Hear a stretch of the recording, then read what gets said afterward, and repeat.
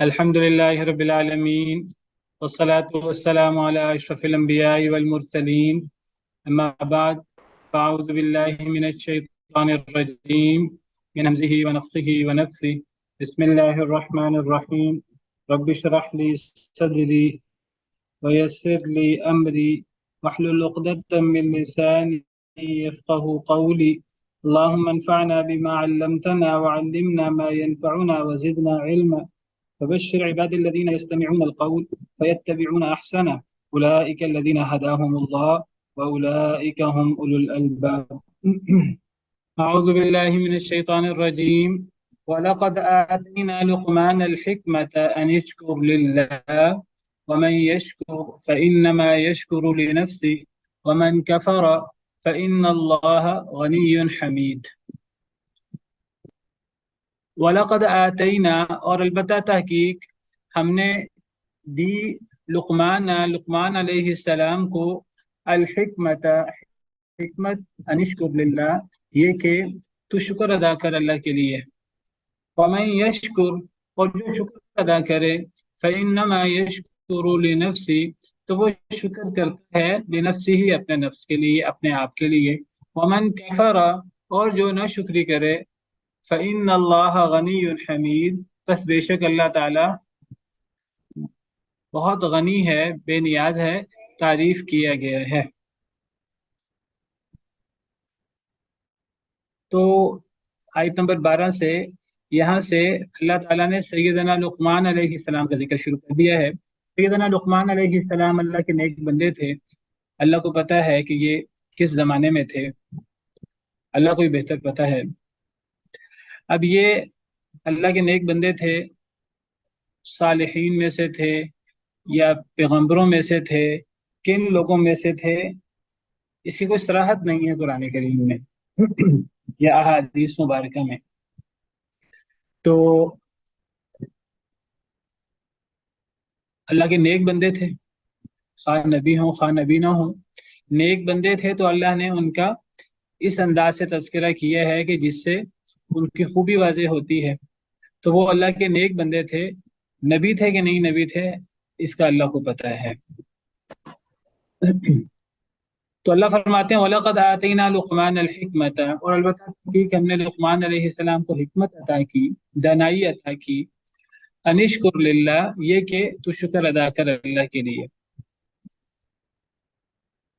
وَمَن يَشْكُرْ فَإِنَّمَا يَشْكُرُ لِنَفْسِهِ، جو شکر ادا کرتا ہے وہ اپنے آپ کے لیے شکر ادا کرتا ہے.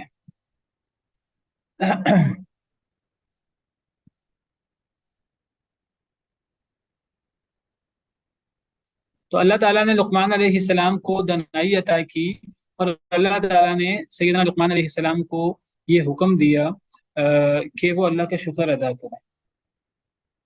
اور فرمایا ساتھ ہی وَمَن یشکر، کہ جو شکر کرتا ہے فَإِنَّمَا یشکر لِنَفْسِهِ، سوائے اس کے کہ نہیں، وہ تو شکر کرتا ہے اپنے آپ کے لیے. انما، یہ حسر کے لیے آتا ہے، اور حسر کا مطلب کیا ہوتا ہے آپ کو معلوم ہے. حسر سے مراد کیا ہے، کیا مراد ہوگا یہاں؟ جی، جس کا بیان ہے اس کی ہونا اور باقی کی نفی. باقی کی نفی. تو یہاں حسر کی وجہ سے کیا معنی ہوگا، اور اگر حسر نہ ہوتا تو کیا معنی ہوتا؟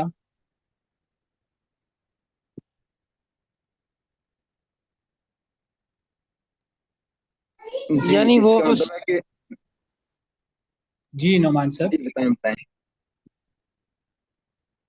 یعنی وہ صرف اپنے لیے، اپنی ذات کے لیے ہی وہ یہ شکر ادا کرتا ہے، اور کسی کے لیے نہیں. اپنی ذات یعنی کے اس کا لیے فائدہ، اس شکر کرنے کا فائدہ اسی کی ذات کو ہوتا ہے، اس کے علاوہ کسی کو نہیں ہوتا. اس کے علاوہ کسی کو نہیں ہوتا. یہ کیسے پتہ لگا ہمیں؟ حسر سے.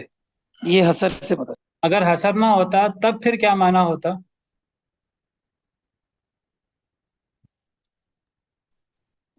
تب اس تب کا اس کا مطلب ہوتا ہے کہ اپنی ذات کے لیے تو کرتا ہی کرتا ہے، کسی اور کے لیے بھی کر سکتا ہے. نہیں، اصل میں نا اس کا تعلق ہے شکر کا فائدے سے. تو اگر حسر نہ ہوتا تو مطلب ہوتا ہے کہ جو شکر کرتا ہے تو وہ اس کا فائدہ اس کے ذات کو لوٹتا ہے. اور اس میں پھر یہ معنی بھی ہو سکتا تھا کہ کوئی سوال کر سکتا تھا کہ اس کا فائدہ کسی اور کو لوٹتا ہے کہ نہیں لوٹتا، اس کی نفی نہ ہوتی.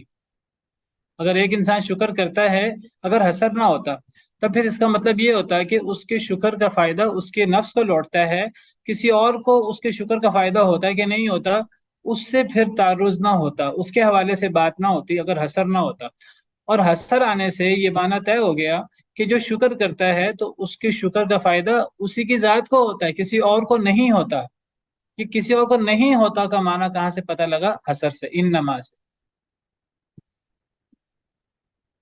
یہ بالکل ایسے ہے جیسے اگر یہاں انما نہ ہوتا بلکہ اس کی جگہ پر پہلے نفی آ جاتی، بعد میں الا آ جاتا، تب بھی یہی معنی ہوتا. مثلا اگر یہاں فإنما نہ ہوتا بلکہ یہاں کیا ہوتا؟ وَمَن يَشْكُرْ فَإِنَّهُ لَا يَشْكُرُ إِلَّا لِنَفْسِهِ. اگر یہ جملہ ہوتا تو یا پھر فإنما يشكر لنفسه، دونوں جملوں کا ایک ہی معنی ہے. جس طرح پہلے نفی اور بعد میں الا آنے سے معنی میں حسر پیدا ہو جاتا ہے، اسی طرح شروع میں انما لانے سے اس میں پھر نفی لانے کی اور بعد میں پھر الا حرف استدراک لانے کی ضرورت نہیں ہوتی. واضح ہے؟ جی استاد. یعنی دیکھیے، جیسے میں نے آپ کو مثال دی تھی، 3 مثالیں میں آپ کے سامنے پیش کرتا ہوں، اس سے آپ کے سامنے حسر کی مزید وضاحت ہوگی. دیکھیے، یہ میں ورڈ آپ کے سامنے کھولا ہے. ایک مثال ہمارے سامنے ہے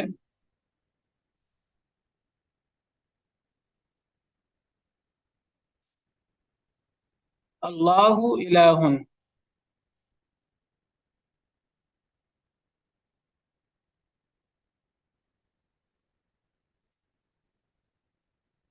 اللہ الہ. اور ایک لفظ ہے حسر. اب کیسے ہوگا؟ یہ تو حسر کے بغیر ہے. حسر کی مثال دیں جو پہلے نفی اور بعد میں اللہ کے ساتھ ہوتا ہے، وہ کیسے بنے گا؟ لا الہ الا اللہ. لا الہ الا اللہ. اور انما کے ساتھ ہم نے حسر پیدا کرنا ہو تب کس طرح جملہ ہوگا؟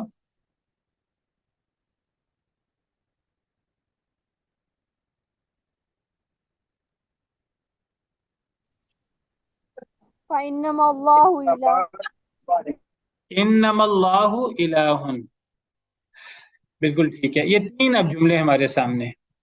ایک جملے اللہ الہ، یہ مبتدا خبر ہے، ٹھیک ہے، اللہ معبود ہے، اس میں حسر نہیں ہے.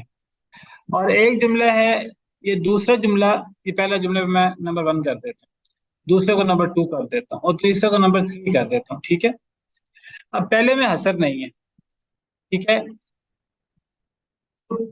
اب پہلے میں اس بات ہوا اللہ کے معبود ہونے کا، ٹھیک ہے. دوسرے میں بھی اللہ کے معبود ہونے کا اس بات ہے، لیکن اس میں ایک اور فائدہ بھی حاصل ہو رہا ہے حسر کا. تیسرے میں بھی اللہ کے معبود ہونے کا اس بات ہو رہا ہے، لیکن اس میں بھی ایک تیسرا معنی ہمیں حاصل ہو رہا ہے، ایک دوسرا معنی حاصل ہو رہا ہے، وہ حسر کا. پہلے میں ہمیں وہ دوسرا معنی حاصل نہیں ہو رہا، یعنی حسر کا. یعنی اب اللہ الہ کا مطلب ہے کہ اللہ معبود ہے، تو اللہ کے معبود ہونے کا اس بات ہوا.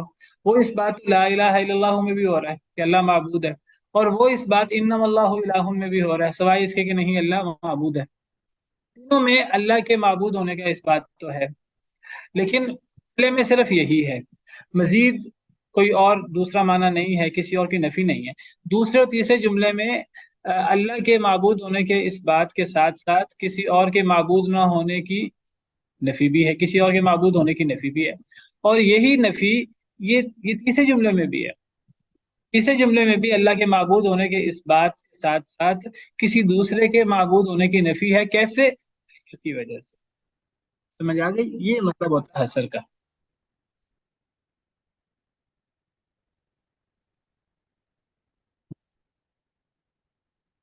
جی میں ابھی بتاتا ہوں شکر کے بارے میں. ہم صاحب کا سوال ہے، ابھی اس کا جواب دیتا ہوں. تو وَمَن يَشْكُرْ فَإِنَّمَا يَشْكُرُ لِنَفْسِهِ. جو شکر کرتا ہے تو سوائے اس کے کہ نہیں، وہ تو شکر کرتا ہے اپنے آپ کے لیے. اس سے ایک تو پتہ لگا کہ انسان اپنے آپ کے لیے شکر کرتا ہے، اور اس میں حسر کا معنی بھی پیدا ہوا کہ انسان کے شکر کا فائدہ صرف انسان کو ہوتا ہے اور کسی کو نہیں ہوتا۔ اسی لیے ہم بار بار کہتے ہیں کہ آپ نے کئی دفعہ سنا ہوگا، میں ذکر کرتا ہوں کہ جب انسان شکر کرتا ہے یا نیکی کرتا ہے تو یہ نہ سمجھے کہ میں کوئی اللہ کو فائدہ دے رہا ہوں۔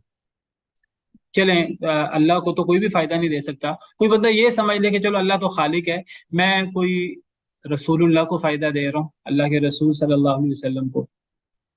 چلیں کوئی بندہ یہ کہ جی وہ رسول اللہ بھی اللہ کے پاس تشریف لے گئے ہیں، میں فائدہ دے رہا ہوں اسلام کو یا مسلمانوں کو۔ تو در حقیقت انسان کے نیک عمل کا فائدہ انسان کی ذات کو ہوتا ہے، انسان کے نیک عمل کا فائدہ انسان کی اپنی ذات کو ہوتا ہے، جس طرح انسان کے گناہ کا وبال انسان کی ذات کو ہوتا ہے۔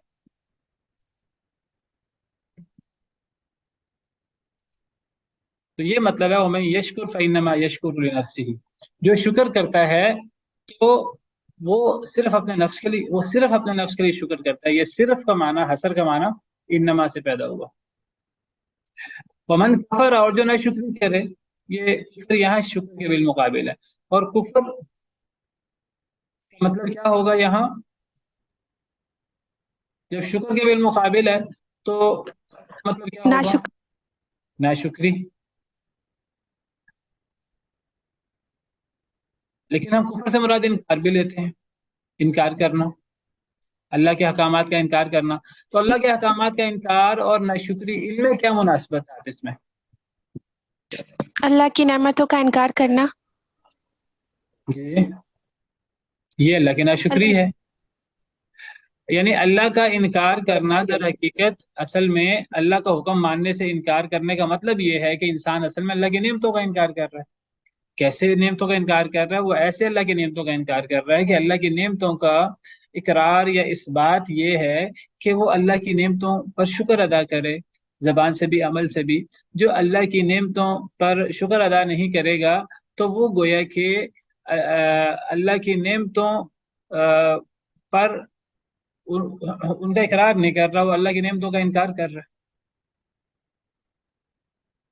تو ناشکری اصل میں گویا کہ وہ انکار ہے، اللہ کے احکامات ماننے سے انکار، یہی ناشکری ہے۔ اور شکر کیا ہے؟ اللہ کے احکامات کو ماننا۔ تو ابھی میں شکر کی وضاحت کرتا ہوں۔ پہلے تو شکر اور ناشکری کی ہم بات کر لیں، اور میں نے حسر کی بات کی ہے۔ تو جو شکر کرتا ہے سوائے اس کے کہ نہیں، وہ تو شکر کرتا ہے اپنے آپ کے لیے، صرف اپنے آپ کے لیے۔ ومن کفر، اور جو ناشکری کرے، ان اللہ غنی حمید، بس بے شک اللہ تعالیٰ بہت بے نیاز ہے، تعریف کیا گیا ہے۔ یعنی اللہ کو اس کے شکر کی ضرورت نہیں ہے۔ جو ناشکری کرے گا تو اللہ کو کوئی نقصان نہیں دے گا، کیونکہ کوئی اگر اللہ کا شکر ادا نہ کرے تو اس سے اللہ کی بادشاہت میں کوئی کمی نہیں ہوتی، اس سے اللہ کو کوئی نقصان نہیں ہوتا۔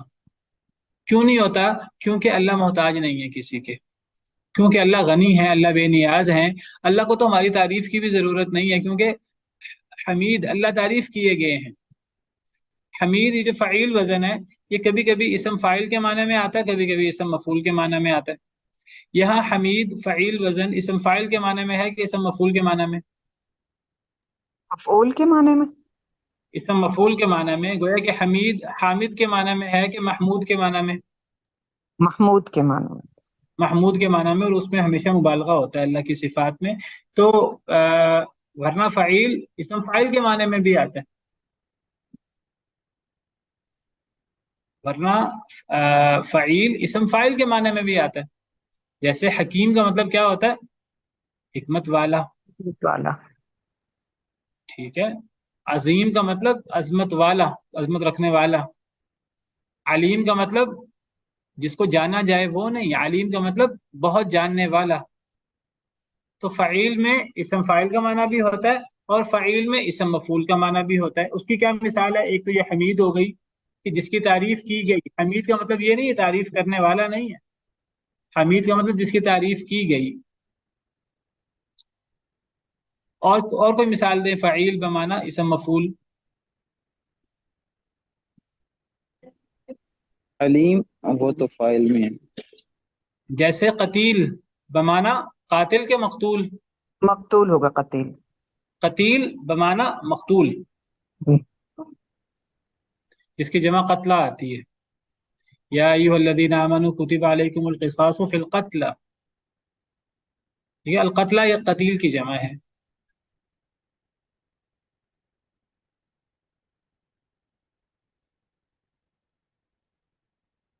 لعین لعنت کرنے والا ہے جس پر لعنت کی گئی، جس پہ لعنت کی گئی ہو.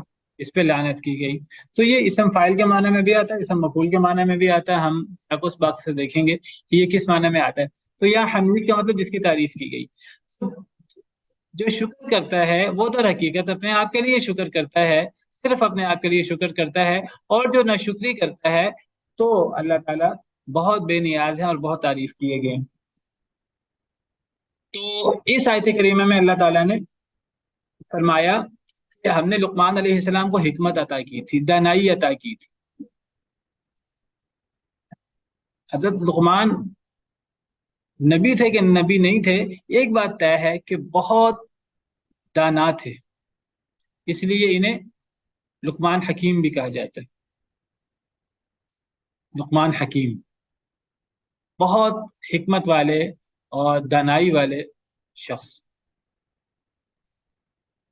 اللہ فرماتے ہیں ہم نے لقمان علیہ السلام کو بہت بڑی حکمت عطا کی تھی.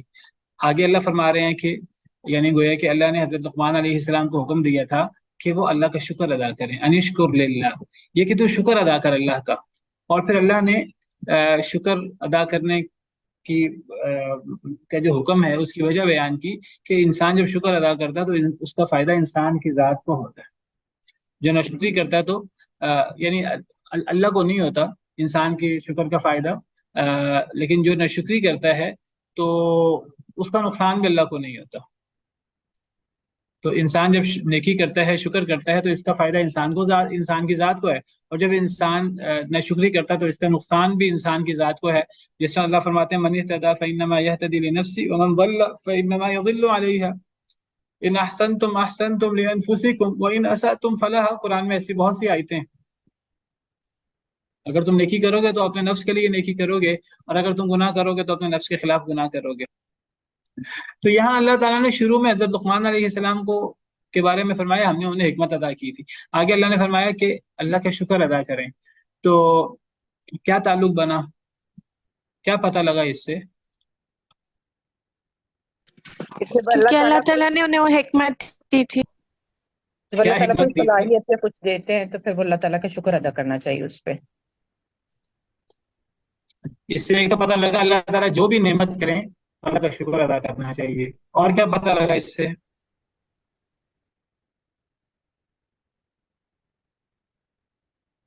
کہ کسی انسان کے اندر کوئی صلاحیت وہ اللہ تعالیٰ کی ہی دی ہوئی ہوتی ہے، انسان کی اپنی کاوش یا کوشش نہیں ہوتی، بلکہ اللہ کے فضل سے اس کو ملتی ہے. تو وہ ساری تعریفیں اللہ کے لیے ہیں اور ساری شکر اللہ تعالیٰ کے لیے ہے. بالکل ٹھیک، اور ماشاء شکر کرنے کی اللہ. توفیق بھی اللہ کی طرف سے ہی ملتی ہے. شکر کی توفیق اللہ کی طرف سے ملتی ہے. اللہ نے حکم دیا شکر کرنے کا، شکر کی توفیق بھی اللہ کی طرف سے ملتی ہے. تو بالکل ٹھیک، اس سے پتہ لگا کہ انسان کے دل میں نیکی کرنے کا جو بھی خیال آتا ہے تو وہ اللہ کے حکم سے اور اللہ کی توفیق سے آتا ہے. بہت اچھا ہے ماشاءاللہ. اور میں اصل میں کچھ اور سننا چاہ رہا ہوں آپ سے. اور کیا ثابت ہوتا ہے اس سے پہلے جملے سے؟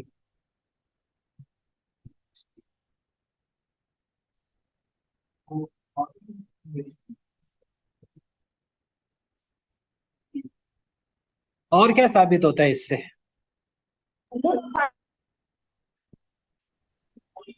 اس سے ثابت ہوتی ہے. ثابت ہوتا ہے کہ اگر کسی کے پاس کوئی بھی اسکل ہے تو وہ اللہ کی طرف سے. یہ بات تو ہو گئی نا بھی، یہ بات تو پہلے کر دی بعض لوگوں نے. یہ میں نے کئی دفعہ کلاس میں بیان کیے ہے، اور میں نے آپ کے سامنے یہ آیت قطع کھول کر آپ کے سامنے کھولی اور کہا کہ دیکھیے اس آیت کریمہ سے یہ بات ثابت ہوتی ہے. وہ کیا بات ثابت ہے؟ جی توحید ثابت ہوتی ہے اس آیت سے. حکمت، سب سے بڑی حکمت اللہ کا شکر کرنا. جی بالکل ٹھیک، زبردست. یہی میں سننا چاہ رہا تھا کہ سب سے بڑی حکمت اور سب سے بڑی دانائی کیا ہے؟ اللہ کا شکر ادا کرنا. یہ ان وضاحت کے لیے آتا ہے. یعنی ایک تو یہ ہے کہ ہم کہیں کہ اللہ نے لقمان علیہ السلام کو حکمت عطا کی، ایک تو یہ ایک الگ چیز ہے، اور ایک اللہ کا شکر ادا کرو. جی اصل میں یہ سمجھنا کہ یہاں حکمت اللہ نے حضرت لقمان علیہ السلام کو دی، یہ ایک الگ جملہ ہے، اور انشکر للہ یہ کوئی ایک الگ سے حکم ہے اللہ تعالیٰ کا. نہیں، ان دونوں میں تعلق جوڑے ہیں نا. ان کا تعلق یہ ہے کہ اللہ فرماتے ہیں ہم نے لقمان علیہ السلام کو حکمت عطا کی تھی، اور وہ حکمت کیا تھی؟ ان وضاحت کے لیے آتا ہے. یعنی گویا کہ جملے کا آپس میں تعلق کیا بنا کہ اور البتہ تحقیق ہم نے لقمان علیہ السلام کو حکمت عطا کی تھی، یا اللہ کیا حکمت عطا کی تھی؟ تو گویا کہ اللہ خود ہی اس سوال کا جواب دے رہے ہیں کہ میں نے یہ حکمت عطا کی تھی، انشکر للہ، یہ کہ تو شکر ادا کر اللہ کا. یعنی یہ وہ حکمت تھی جو اللہ تعالیٰ نے سیدنا لقمان علیہ السلام کو عطا کی تھی. اس کا تعلق ہے آپس میں. واضح ہے؟ یعنی گویا کہ اللہ کا شکر ادا کرنا یہ سب سے بڑی حکمت ہے. یہ دو الگ جملے نہیں ہیں کہ جن کا کوئی تعلق نہیں ہے آپس میں، یہ ان کا آپس میں تعلق ہے، یہ ایک ہی جملہ ہے. گویا کہ اس جملے کا مطلب یہ ہوا واللہ عالم کہ ہم نے لقمان علیہ السلام کو بہت بڑی حکمت دانائی عطا کی تھی. اے اللہ کیا عطا کی تھی؟ تو گویا کہ اللہ نے خود ہی وضاحت کر دیا کہ یہ دانائی عطا کی تھی کہ ان کو یہ ان کے دل میں یہ بات ڈالی تھی، ان کو اس بات کی توفیق دی تھی کہ تم اللہ کا شکر ادا کرو. گویا کہ اللہ کا شکر ادا کرنا، جو انسان یہ کام کرتا ہے وہ سب سے عقل مند اور سب سے دانا شخص ہے، اور سب سے بڑی حکمت اور حکمت کی معراج اللہ کا شکر ہے. واضح ہوئی یہ بات؟ کلیئر ہو گئی؟ جی استاذ. اب آگے جو ہمارا اصل سوال ہے، جو آپ میں سے کئی لوگوں نے پوچھا یا ذکر کیا کہ شکر کیا ہے، شکر میں کیا چیز آتی ہے، اس پر بھی کئی دفعہ بات ہو چکی تفصیل سے. شکر میں کیا کیا آتا ہے، شکر سے کیا مراد ہے، سب سے بڑی دانائی کیا ہے؟ اللہ کا شکر. اور شکر کیا ہے؟ جی اللہ جو تعالیٰ اللہ کے تعالیٰ احکامات پر جو عمل کرنا. جو اللہ اللہ تعالیٰ کے نے صلاحیتیں دی اور آزادی ان کو اللہ تعالیٰ کے احکامات کے مطابق کرنا. لگانا، بالکل ٹھیک. آپ نے کہا تھا کہ توحید سب سے بڑا شکر ہے. توحید سب سے بڑا شکر ہے. میں نے پہلے کئی دفعہ ذکر کیا، اور میں نے اس کے لیے بھی کئی دفعہ آپ کے سامنے یہ آیات رکھی ہیں. وہ اگلی آیت سے پتہ لگ رہا ہے، اس پہ انشاءاللہ اگلی آیت جب ہم پڑھتے ہیں تو پھر اس میں وضاحت کرتا ہوں. تو توحید اللہ کا سب سے بڑا شکر ہے، بالکل ٹھیک ہے. یعنی سب سے بڑی حکمت اللہ کا شکر ہوا، اور سب سے بڑا شکر توحید ہوا. تو گویا کہ سب سے زیادہ دانائی، سب سے بڑی عقل مندی ہے کہ انسان توحید پر عمل پیرا ہو، اور یہ اللہ کا سب سے بڑا شکر ہے. وہ اگلی آیت میں انشاءاللہ میں اس کی طرف اشارہ کرتا ہوں. تو سب سے بڑی دانائی اللہ کا شکر ہے، اور یہی دانائی اللہ تعالیٰ نے سیدنا لقمان علیہ السلام کو اس کی توفیق دی تھی، اور یہ حضرت لقمان علیہ السلام کو دی تھی. وہ اللہ کے بہت شکر گزار تھے. اور شکر کیا ہے؟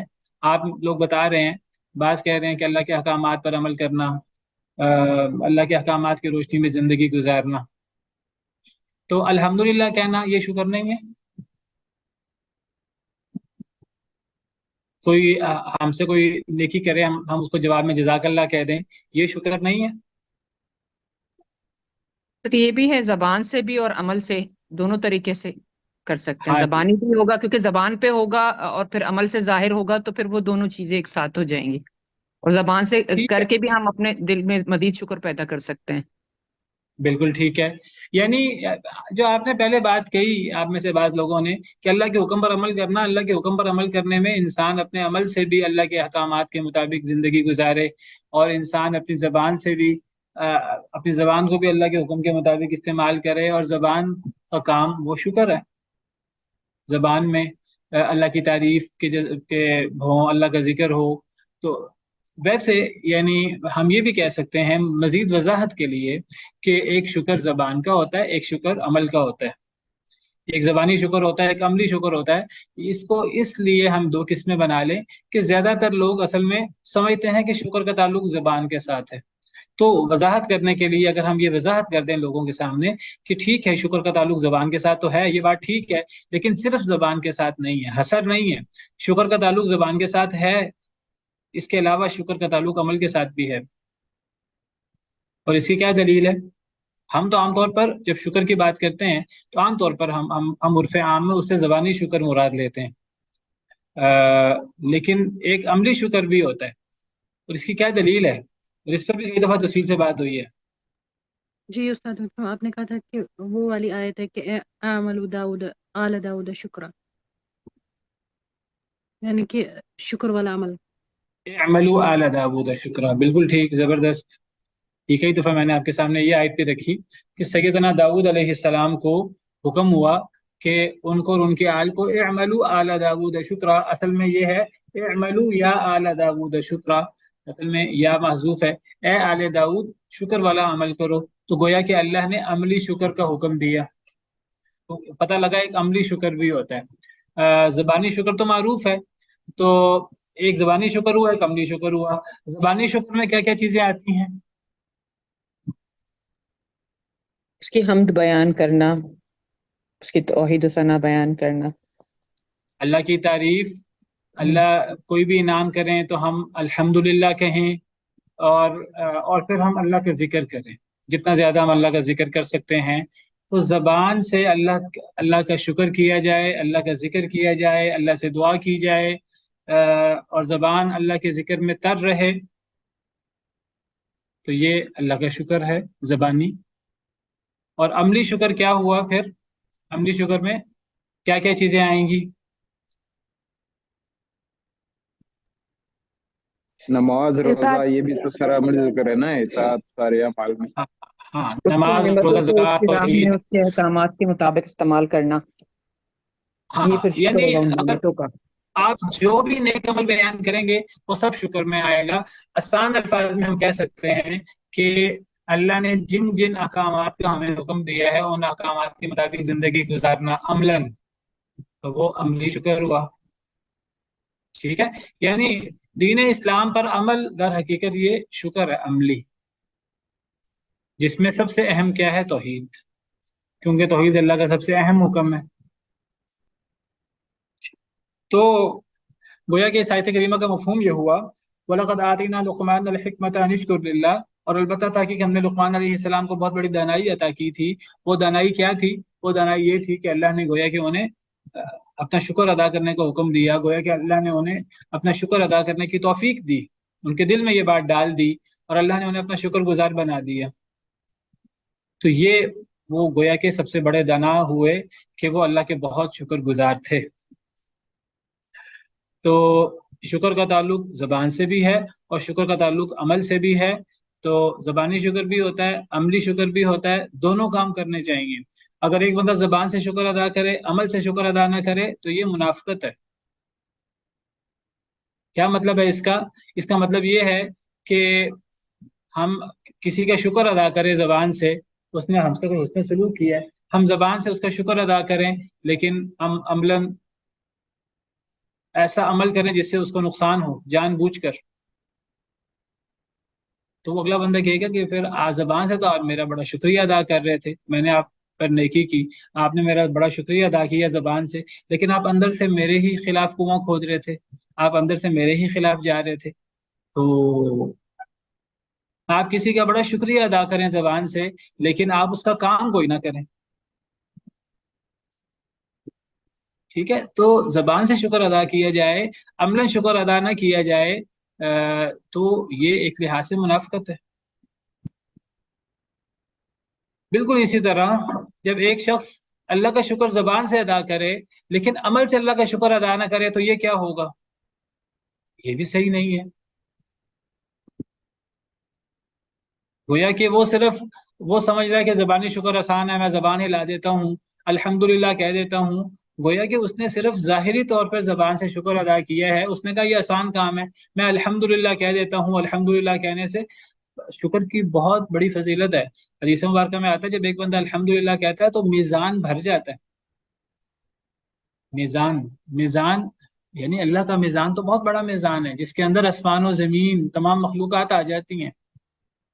الحمدللہ تملأ المیزان حدیث میں آتا ہے۔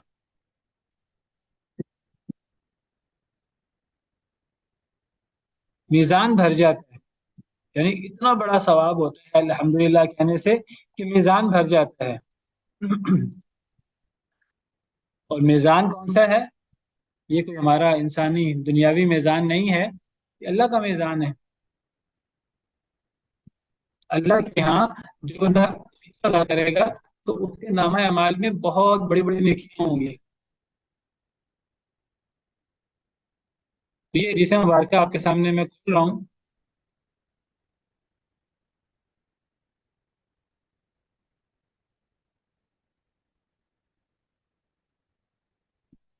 نبی صلی اللہ علیہ وسلم نے فرمایا الحمدللہ تملأ المیزان، کہ الحمدللہ کہنے سے میزان بھر جاتا ہے۔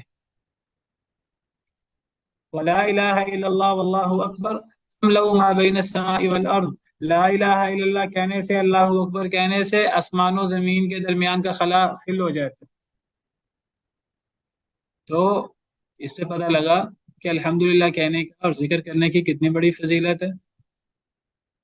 ایک حدیث مبارکہ میں ہے کہ نبی صلی اللہ علیہ وسلم نے فرمایا الحمدللہ تملأ المیزان والتسبیح والتکبیر تملأ السماوات والارض، الحمدللہ کہنے سے میزان بھر جاتا ہے، اور تسبیح یعنی سبحان اللہ کہنا، والتکبیر اور اللہ اکبر کہنا، تملأ السماوات والارض یہ آسمان و زمین کے درمیان کے خلا کو فل کر دیتا ہے۔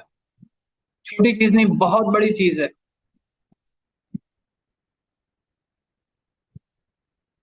دوسری حدیث میں آتا ہے کہ سبحان اللہ والحمد للہ تملأان، کہ سبحان اللہ کہنے سے، الحمدللہ کہنے سے یہ دونوں بھر دیتے ہیں۔ کس کو بھر دیتے ہیں؟ اللہ کے میزان کو، یا پھر آسمان و زمین کے درمیان کے خلا کو۔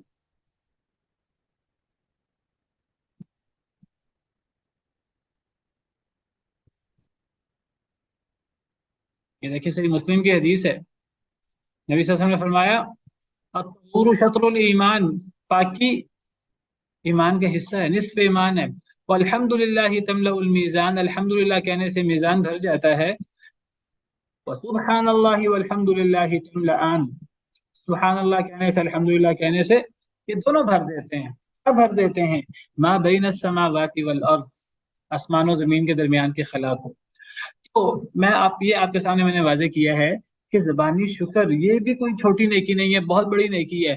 لیکن ایک بندہ کہے جی میرا زبانی شکر اللہ کی اتنی بڑی نیکی ہے، بس میں زبانی شکر ادا کر لیتا ہوں، یہ تو بڑا آسان ہے، میں زبانی شکر ادا کر لیتا ہوں، میں عملی شکر نہیں کرتا، میں نماز نہیں پڑھتا، میں زکوٰۃ نہیں دیتا، میں سچ نہیں بولتا، میں اللہ کے دیگر احکامات کا دھیان نہیں کرتا، قرآن نہیں پڑھتا، نبی صلی اللہ علیہ وسلم نے، اللہ تعالیٰ نے جن چیزوں سے روکا ہے میں ان سے رکتا نہیں ہوں۔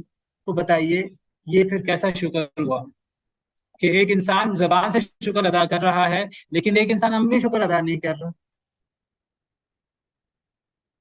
آپ کو آج مسلمانوں کی ایک بڑی اکثریت ملے گی، مسلمان کہلاتے ہیں اپنے آپ کو، اور وہ الحمدللہ بھی کہتے ہیں، اور الحمدللہ کہنے کے فضائل آپ کے سامنے ہیں۔ الحمدللہ کہنا چھوٹی بات نہیں، بہت بڑی بات ہے۔ یہ جو ہے کہ جی الحمدللہ کہنے سے میزان بھر جاتا ہے، یا الحمدللہ کہنے سے زمین و آسمان کے درمیان کا خلا بھر جاتا ہے۔ سبحان اللہ کہنے سے، الحمدللہ کہنے سے آپ کہیں گے بہت بڑی چیز ہے، میں کہوں گا اس سے بھی بڑی چیز ہے۔ میزان، اللہ کا میزان، جس میں قیامت کے دن اللہ تعالیٰ زمین و آسمان کو، جس میں اللہ رکھ لیں پلڑے میں، دوسرے پلڑے میں اللہ تعالیٰ لا الہ الا اللہ رکھ دیں، لا الہ الا اللہ والا پلڑا جھک جائے گا، اس طرح حدیث مبارکہ میں آتا ہے۔ بہت بڑا میزان ہے۔ اس سے بھی بڑی ایک چیز ہے شکر کی فضیلت میں، وہ شکر کی فضیلت میں یہ ہے کہ جو بندہ اللہ کا شکر ادا کرتا ہے، جو بندہ اللہ کا تذکرہ کرتا ہے، اللہ کو یاد کرتا ہے، تو اللہ اسے یاد کرتے ہیں۔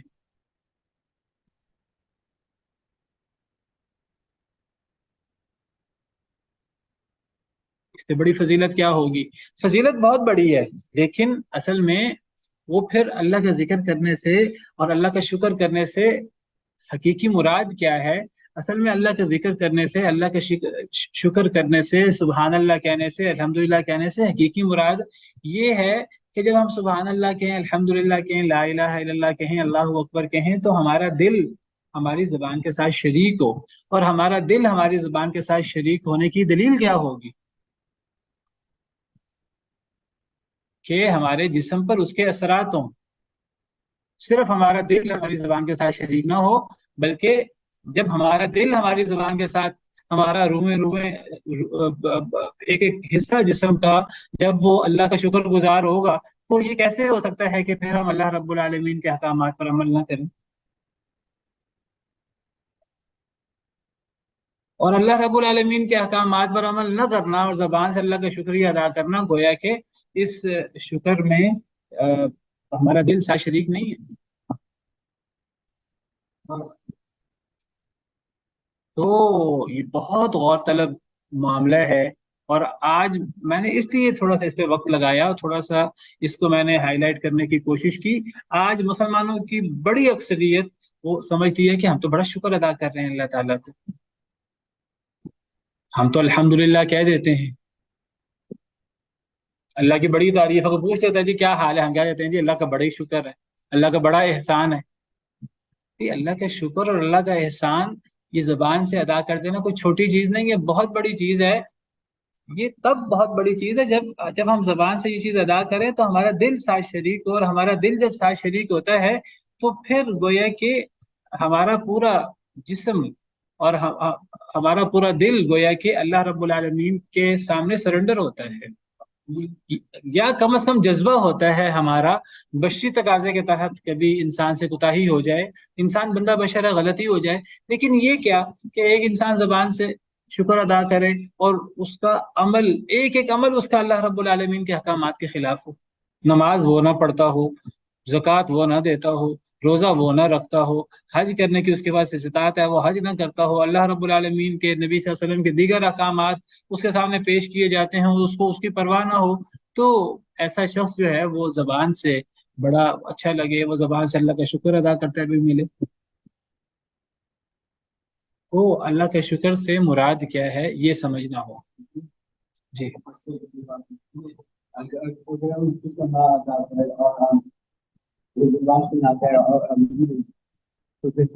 تو پھر ہم تو ناشکری کر رہے ہیں نا، ناشکری تو کفر ہے نا۔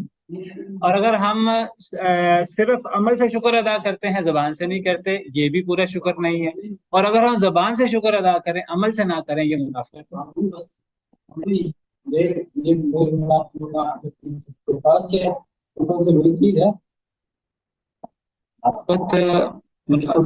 ایک منافقت ہوتی ہے جو عملی منافقت ہوتی ہے، ایک منافقت ہوتی ہے جو باقاعدہ عقیدے کی منافقت ہوتی ہے۔ عقیدے کی منافقت کفر سے بھی بڑی چیز ہے۔ منافقت جو ہے نا، جو بندہ عقیدے کے لحاظ سے منافق ہو نا، تو وہ کفر سے بھی بڑی چیز ہے۔ ان المنافقین فی الدرک الاسفل من النار، ٹھیک ہے۔ لیکن عملی منافقت بہرحال ایک الگ چیز ہے۔ بیٹا عقیدے کا مطلب، عقیدے کی منافقت کا مطلب یہ ہے ایک بندہ زبان سے کہ میں مسلمان ہوں لیکن اندر سے وہ کافر ہو، یہ عقیدے کی منافقت ہوتی ہے۔ مزید میں آپ کو بتاؤں گا، ٹھیک ہے جی مس نورین۔ جی استاد، ہمارے معاشرے میں ایک رویہ یہ بھی ہے نا، مثال کے طور پر کسی نے بیٹی کا رشتہ طے ہوا تو کہتے ہیں شکر الحمدللہ، مٹھائی بانٹی، اور شادی میں وہ ساری چیزیں ہو رہے ہیں جو اللہ تعالیٰ کی نافرمانی کے زمرے میں آ رہی ہیں۔ تو اس طرح کے شکر کے رویے ہمارے معاشرے میں بالکل الحمدللہ الحمدللہ کہے جا رہے ہیں، مٹھائی بانٹے جا رہے ہیں۔ جی میں اسی چیز کی طرف اشارہ کرنا چاہ رہا ہوں۔ یہ شکر نہیں ہے اللہ تعالیٰ کا، یہ ہم کس کو دھوکہ دے رہے ہیں؟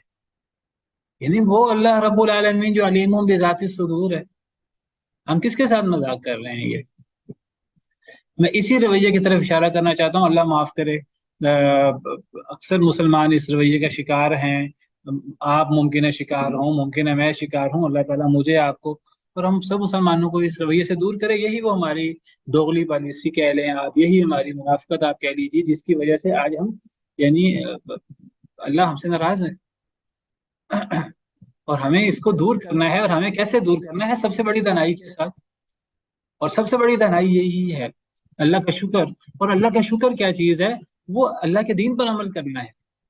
زبان سے بھی ہماری زبان بھی اللہ کی تعریف میں رطب اللسان ہو، اور ہمارا دل بھی ساتھ شریک ہو، اور ہمارا ایک ایک حکم، ہمارا ایک ایک عضو وہ اللہ کے سامنے جھکا ہو۔ یہ بالکل اس انداز سے ہمیں کردار ادا کرنا ہوگا جس انداز سے سیدنا ابراہیم علیہ السلام کو اللہ نے کہا۔ دیکھیے کتنا سادہ اور کتنا جھٹکا انداز ہے۔ اذ قال له ربه اسلم قال اسلمت لرب العالمین، اللہ نے فرمایا ابراہیم فرما بردار ہو جا، مطیع ہو جا، سر جھکا لے۔ حضرت ابراہیم نے کہا اللہ میرا سر آپ کے سامنے جھکا ہے۔ چھوٹا سا جملہ ہے، لیکن یہ اصل میں اسلام کا خلاصہ ہے، آپ سمجھیے اسلام کی بنیاد ہے یہ اصل اسلام یہی ہے۔ کیا کبھی ہم اپنے حالت پہ غور کریں، کیا ہمارا سر اللہ کے سامنے جھکا ہے؟ ہم مسلمانوں کا، ہم ابراہیم جیسے نہیں بن سکتے، ہم نبیوں جیسے بن نہیں سکتے، لیکن اللہ نے ہمارے لیے اسوہ نبیوں کو بنایا ہے، ہمیں ان جیسا بننے کی کوشش کرنی ہے، ہمیں اللہ سے دعا کرنی ہے اللہ تعالیٰ ہمیں اس رستے کی طرف چلا دے کم از کم، تو پھر جو ہے وہ یعنی دین پر عمل، ہم سب ارادہ کریں کہ ہم نے اللہ کے حکم پر عمل کرنا ہے۔ باقی بشری تقاضے کے تحت کمی کوتاہی ہو جاتی ہے انسان سے، جب اگر انسان سے کمی کوتاہی ہو جائے بشری تقاضے کے تحت، تو ایک انسان جو ہے وہ اللہ کے سامنے توبہ کر لے، اللہ خوش ہوتے ہیں جب ایک انسان اللہ کے سامنے توبہ کرتا ہے۔ یہ بات بھی یاد رکھیے، ایک بندے سے بشری تقاضے کے تحت غلطی ہو، وہ اللہ سے توبہ کرے، یہ بہتر ہے اس شخص سے جس سے غلطی نہیں ہوتی۔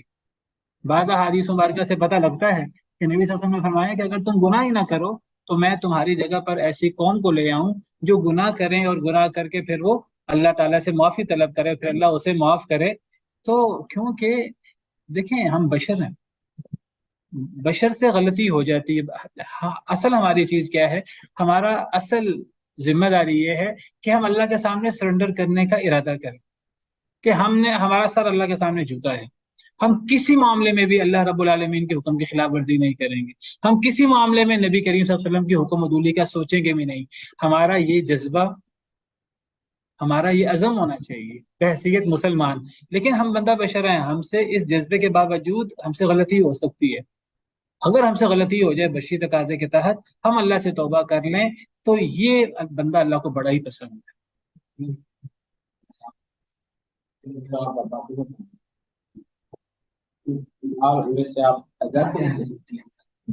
جی جی، یہ بیٹا یہ بھی اللہ سے عہد ہے، تو سمجھ آ رہی ہے آپ کو؟ تو یہ ہے اصل میں اللہ کا ہم سے تقاضا، اور یہ ہے سب سے بڑی عقل مندی، اور اسی کا نام اسلام ہے۔ اب آپ دیکھیے کہ ابھی تک میں نے آپ کے سامنے شکر کا ایک یعنی شکر کا یعنی معنی بیان کیا ہے۔ شکر زبانی بھی ہوتا ہے، شکر عملی بھی ہوتا ہے۔ ویسے شکر کا لفظی معنی کیا ہے؟ آپ میں سے کسی کو پتا ہو تو؟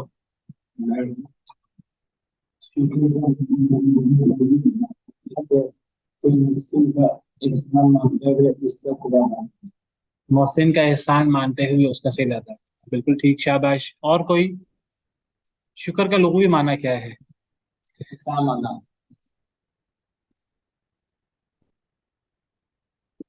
آپ کو پتا ہے؟ چلیں بتائیے آپ میں سے کوئی کہ شکر کا لغوی معنی کیا ہے، لفظی معنی شکر کا؟ ایک تو ہم نے کہا نا شکر سے مراد زبانی شکر بھی ہے، شکر سے مراد عملی شکر بھی ہے، یہ تو اس کا مرادی معنی ہو گیا نا، اصطلاحی معنی ہو گیا۔ لغوی معنی کیا ہے شکر کا؟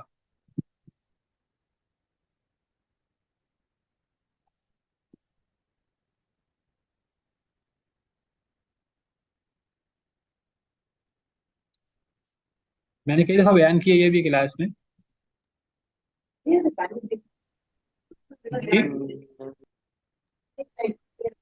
ماننا، تسلیم کرنا۔ تسلیم کرنا نہیں، وہ تو اطاعت کا معنی ہوگا۔ شکر کا معنی کیا ہوگا؟ شین کاف را۔ دیکھیے اگر ہم کہیں نا اس کا مطلب مان لینا ہے یا سر جھکا لینا ہے، لغوی معنی، آپ کو پتہ ہے شکر کا لفظ اللہ کے لیے بھی آتا ہے، اللہ بھی شکر کرتے ہیں، انسان بھی شکر کرتا ہے۔ وہ اللہ، وہ انسان کا اگر ہم اس کا معنی کریں ماننا، سر جھکانا، اللہ کے لیے کیا معنی کریں گے؟ میں اس لیے کہہ رہا ہوں اس کا لغوی معنی کیا ہے، کیونکہ یہ اللہ کے لیے بھی آتا ہے شکر، وکان اللہ شاکرا علیما۔ جی استاد، اللہ تعالیٰ کے لیے اگر ہے تو پھر وہ قدردانی کرنے والا، شاید اس سینس میں آتا ہو۔ قدردانی کرنے والا، اور اگر انسان کے لیے ہے تو انسان کے لیے قدردانی کا کیا مطلب ہے؟ کسی کے کسی کام پر اس کے کام کو اس انداز میں سمجھنا کہ آپ کے نظر میں اس کی کوئی حیثیت ہے، اس کی حیثیت کو ماننا۔ بالکل ٹھیک. کہ اس نے یعنی یہ کام کیا. کسی کی نظر میں کسی کے کام کی قدر ہو، اس کی وقت ہو، اس کی قدر و منزلت ہو، تو یہ ہے شکر. ہم کہہ رہے ہیں کہ اللہ کے لیے ہو تو پھر مطلب قدر ہوگا، اگر انسان کے لیے ہو پھر کیا مطلب ہوگا؟ اگر انسان کرے تو وہ احسان مند ہو جاتا ہے. اگر انسان کرے کہ انسان کرے تو وہ احسان مند ہے، اللہ کرے احسان تو مند ہوتا ہے، وہ احسان مند نہیں ہے، وہ قدردان ہے. وہ قدردان ہے. اگر میں یہ کہوں کہ شکر کا لغوی معنی ہی قدردانی ہے، خواہ اللہ کے لیے آئے خواہ انسان کے لیے آئے، تو پھر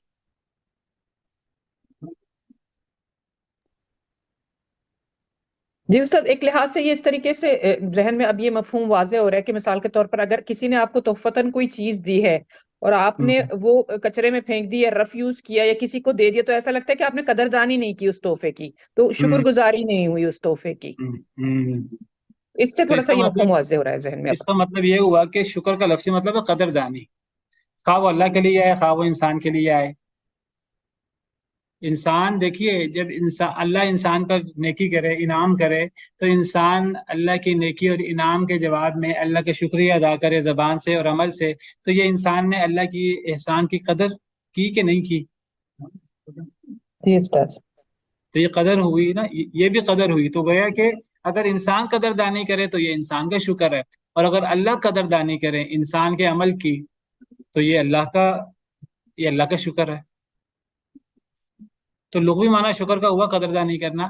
آپ نے کئی مثالیں بڑی اچھی دی ہیں انسان کی، لیکن آپ نے ایک مثال دی کہ اگر کوئی تحفہ دے آپ کو تو آپ اس تحفے کو آپ نے کہا آپ پھینک دیں، تو یہ آپ نے بے قدری کی، نا قدری کی اس کی.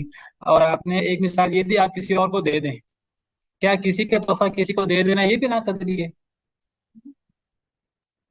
نہیں استاد، اس سینس میں کہ آپ کی نظر میں اس کی وقت نہیں تھی، آپ اس کو رکھنا نہیں چاہ رہے تھے، آپ نے کسی کو بھی کسی کام والے کو دے دیا کہ مجھے یہ استعمال نہیں کرنا، اس کی کوئی وقت نہیں ہے میری نظر میں. کچھ لوگ کرتے ہیں نا، کسی کے گھر سے کچھ آ رہا ہوتا ہے اور ان کو پسند نہیں آتا تو وہ کسی کو بھی اٹھا کے دے دیتے ہیں، اور ان کو پسند یہ ہوتا ہے کہ ان کو اچھا نہیں لگا. بالکل ٹھیک ہے، تب یہ ناقدری ہوگی.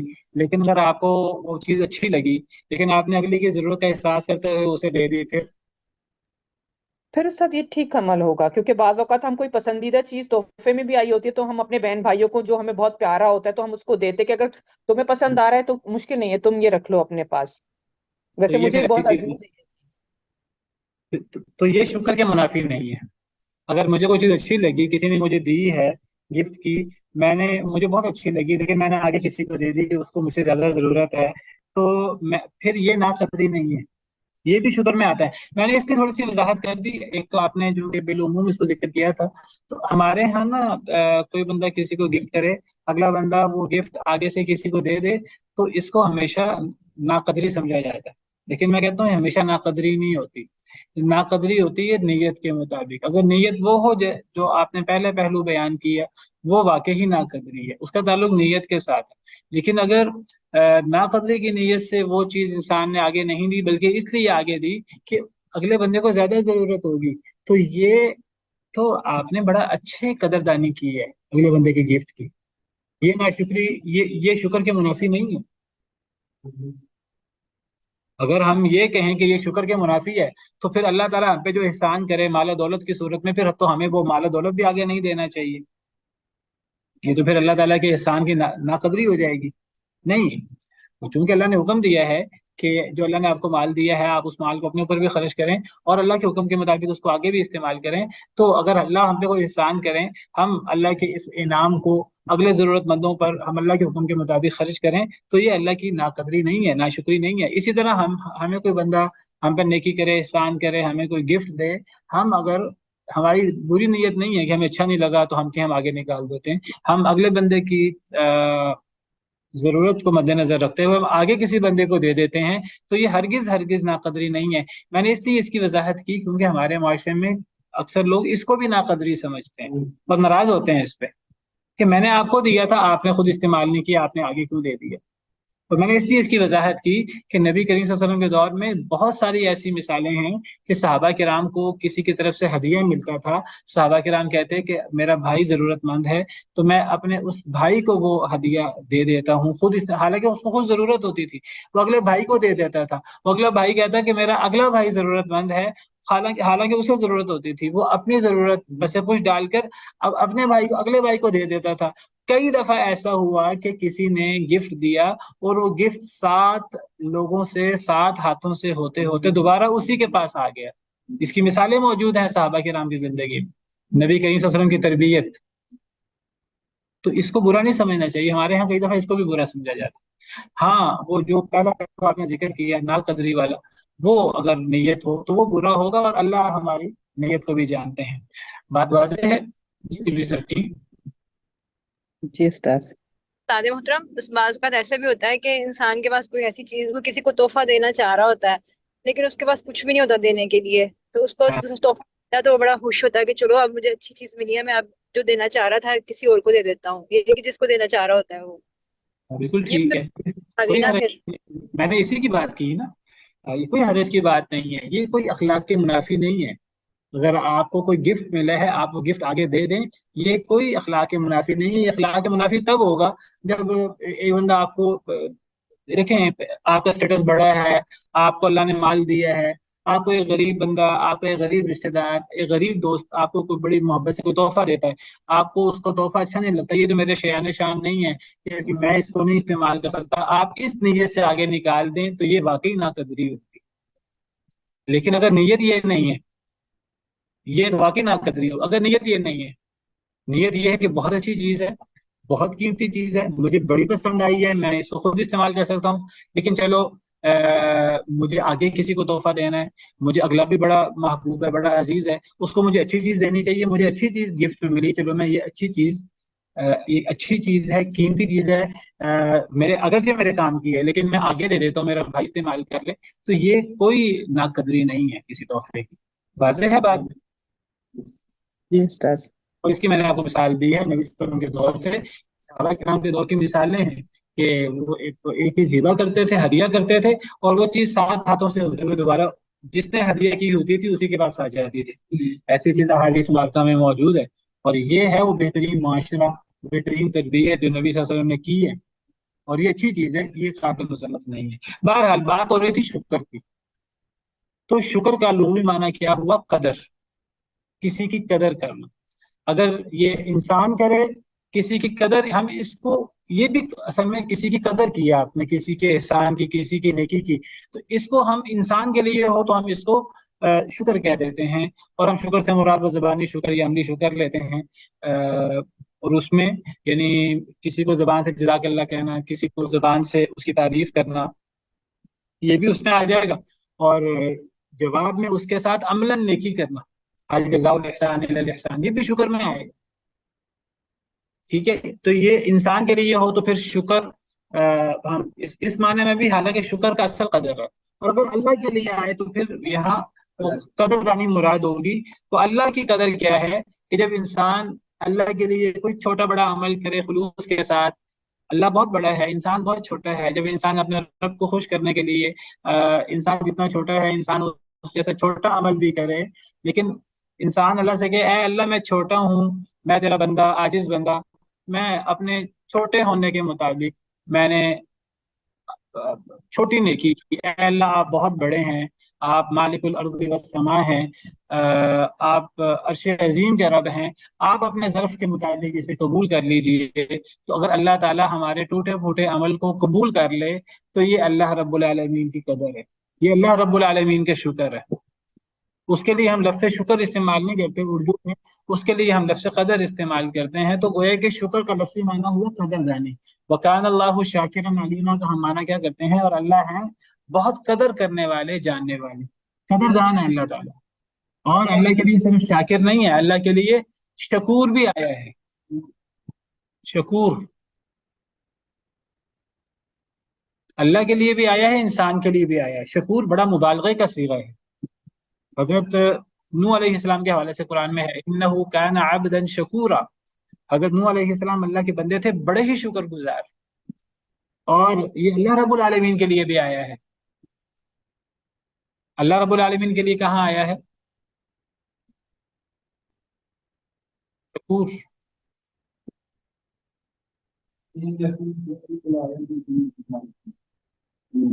وہ تو بارین شکور وہ انسان کے لیے ہے،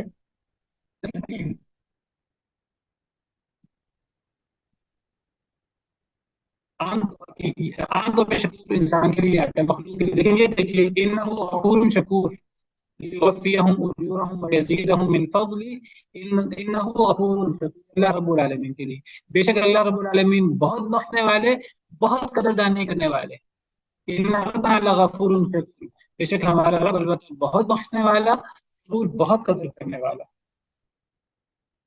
ایسے ہو گیا شکر کا معنی، تو شکر کا مطلب قدردانی کرنا، اور انسان کے لیے ہے تو انسان کی قدر کیا ہے کہ انسان جو ہے وہ زبان سے شکر ادا کرے اور اللہ کے سامنے سرنڈر کر لے، یہ اور اللہ کا ہر حکم مانے، اللہ کے نبی کا حکم مانے۔ کسی نے سوال کیا تھا کہ پھر تو ہمیں صرف اللہ کا شکر کرنا چاہیے، پھر کسی کا شکر نہیں کرنا چاہیے، پتہ نہیں کس نے سوال کیا تھا۔ دیکھیے جب ہم اللہ کا شکر کریں، وہ تو اللہ کے انعامات کے جواب میں اللہ کا شکر کریں، لیکن ہم کیا مخلوق کا شکر ادا کر سکتے ہیں کہ نہیں کر سکتے؟ مخلوق کا شکر ادا کر سکتے ہیں۔ کیوں کر سکتے ہیں؟ اس لیے کہ اللہ نے حکم دیا ہے، اللہ نے حکم دیا من لم یشکر الناس لم یشکر اللہ، جو لوگوں کا شکر ادا نہ کرے وہ در حقیقت اللہ کا شکر بھی ادا نہیں کرتا۔ تو ہمیں لوگوں کا بھی شکر ادا کرنا ہے، اور لوگوں کا شکر بھی ہمیں زبان سے بھی ادا کرنا ہے، زبان سے بھی انہیں جزاک اللہ کہنا ہے، شکریہ کہنا ہے، جزاک اللہ کہنا ہے۔ حدیث مبارکہ میں آتا ہے جو بندہ کسی کو جزاک اللہ کہے اس نے بہت زبردست تعریف کی، فقط ابلغ فی الثنا، اس نے تعریف کرنے کا حق ادا کر دیا۔ یہ جزاک اللہ خیرہ جب ہم کسی کو کہتے ہیں اس کو کبھی ہلکا نہ سمجھے۔ بعض دفعہ ہم تنقید کرتے ہیں جی فلاں بندہ تو آگے سے وہ جزاک اللہ ہی کہہ دیتا ہے۔ بھائی جزاک اللہ خیرہ کہنے کا کیا مطلب ہے کہ تیرا بدلہ میں نہیں دے سکتا، تجھے تیرا بدلہ اللہ رب العالمین دے اپنے عظمت کے مطابق، اپنی شان کے مطابق۔ بتائیے اس سے بڑا شکر کیا ہوگا کسی کا کہ تمہیں اللہ اس کی جزا دے۔ تو حدیث مبارکہ کا مفہوم ہے جو بندہ کسی کو جزاک اللہ خیرہ کہے فقط ابلغ فی الثنا، اس نے تعریف کرنے میں مبالغہ کر دی ہے، بہت زبردست قسم کی اس نے تعریف کی۔ تو ہمیں لوگوں کے بھی زبان سے بھی شکر ادا کرنا، اور عملاً بھی ہمیں احسان کے جواب میں احسان کرنا۔ اور ہمارے ہاں بڑا برا ایک رویہ پایا جاتا ہے۔ برا رویہ کیا ہے؟ اور ہمارے ہاں بڑا محاورہ بھی ہے کہ جس پر احسان کرو اس کے شر سے بچو۔ اللہ معاف کرے، یہ کتنا غلط رویہ ہے ہمارے ہاں۔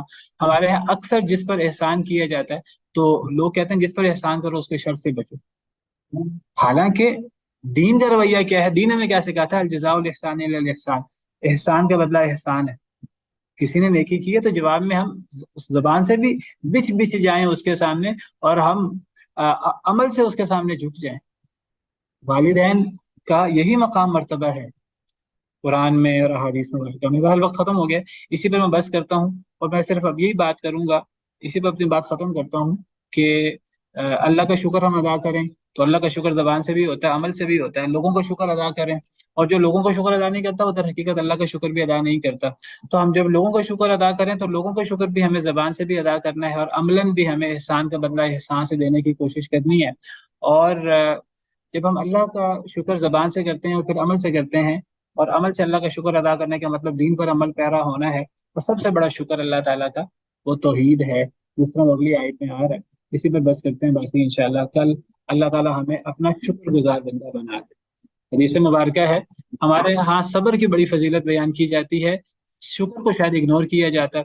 حالانکہ حدیث مبارکہ ہے کہ جو بندہ مصیبت میں صبر کرتا ہے، صحیح حدیث مبارکہ، جو بندہ مصیبت میں صبر کرتا ہے اور جو بندہ نعمت میں شکر کرتا ہے تو یہ دونوں اجر میں برابر ہے۔ یعنی آپ حیران ہوں گے کہ مصیبت میں صبر کرنے والا، ہم اس کو بہت بڑا اجر سمجھتے ہیں، بہت بڑی نیکی ہے مصیبت میں صبر کرنا، لیکن نبی صلی اللہ علیہ وسلم نے فرمایا مصیبت میں صبر کرنا اور نعمت میں شکر کرنا یہ اجر میں برابر ہے۔ یعنی ایک بندہ روزہ رکھ رہا ہے، روزہ صبر ہے نا سب سے بڑا، اور اس کی جزا کیا ہے؟ اللہ نے اس کی جزا بھی بیان نہیں کی۔ اس کی جزا اللہ فرماتے ہیں میں خود دوں گا، یہ اس کی جزا میں ہوں، روزہ اور صبر کی۔ الصوم لی وانا اجزی بہ، ہم روزے کو بہت بڑا عمل سمجھتے ہیں، جتنا بڑا عمل روزہ رکھنا اور صبر کرنا ہے اور اللہ سے اجر کی امید رکھنا ہے، اتنا بڑا ہی عمل اللہ کی نعمتیں استعمال کرنے والا، جو اس نے اللہ کی بڑی نعمتیں استعمال کی لیکن وہ اللہ کا اتنا ہی شکر گزار ہے۔ تو یہ وہ فاقہ کر کے اور تکلیفیں کاٹ کر، بھوک پیاس برداشت کر کے گرمیوں کا روزہ رکھے ایک بندہ، جتنا اجر وہ روزہ رکھ کے پائے گا اتنا ہی اجر ہے اگر ایک بندہ اللہ کی نعمتیں استعمال کر رہا ہے، اللہ نے اسے نعمتیں دی، اللہ کی نعمتیں استعمال کر رہا ہے، اللہ کا شکر ادا کر رہا ہے، اجر میں یہ دونوں برابر۔ اور اس کے لیے سب سے بڑی مثال قرآن کریم میں سورہ صاد میں اللہ نے 2 نبیوں کا قصہ آگے پیچھے بیان کیا۔ ایک نبی کا قصہ ہے، دونوں بڑی بڑی مثال ہیں۔ ایک حضرت سلیمان علیہ السلام کا قصہ ہے، نعمتوں کی انتہا ہے ان پر اور وہ شکر گزار تھے، اور ایک مثال ہے سیدنا ایوب علیہ السلام کی، ان پر مصیبت کی، بیماری کی انتہا ہے اور انہوں نے صبر کی انتہا کی۔ دونوں پر اللہ رب العالمین کا تبصرہ ایک ہی ہے سورہ صاد میں، انشاءاللہ کبھی موقع ملا تو ہم پڑھیں گے۔ دونوں کے لیے اللہ نے ایک ہی جملہ بولا ہے آخر میں کہ نعم العبد انہ اواب۔ یہی جملہ حضرت سلیمان علیہ السلام کے لیے ہے۔ یہ حضرت سلیمان علیہ السلام جن جیسی بادشاہت نہ کبھی کسی کو ملی نہ کبھی کسی کو ملے گی، وہ شکر گزار تھے، اور حضرت ایوب جیسا صبر وہ ایک ضرب المثل ہے، تو انہوں نے صبر کیا، تو دونوں کو اللہ نے ایک ہی تمغہ دیا ہے، دونوں کو نعم العبد انہ اواب۔ بہت نیک بندے تھے اور وہ رجوع کرنے والے تھے۔ سبحان ربک رب العزت عما یصفون وسلام علی المرسلین والحمد للہ رب العالمین۔